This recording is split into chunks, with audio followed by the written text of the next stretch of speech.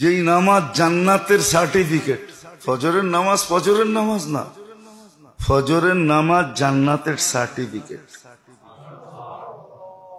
ওয়াকুরআন আল ফজরি কানা মাশহুদা, ফজরের নামাজ কিয়ামতের দিন সাক্ষী দিবে, কবরে সাক্ষী দিবে, সর্বক্ষেত্রে আগে যায় দাঁড়াবে সিনা টান করা, আর বলবে যা হবে আমার উপরে হবে, পিছে যে দাঁড়ায় আছে ওর উপরে কিচ্ছু হবে না। ফেরেশতা জিজ্ঞাসা করবে এরকম টান করে দাঁড়ায় রইছ আযাব সওয়ার জন্য, তুমি কে? তো বলবো আমি ফজরের নামাজ। ফজরের নামাজ তো জান্নাতের সার্টিফিকেট, ওইটাই তো বলা হয় না।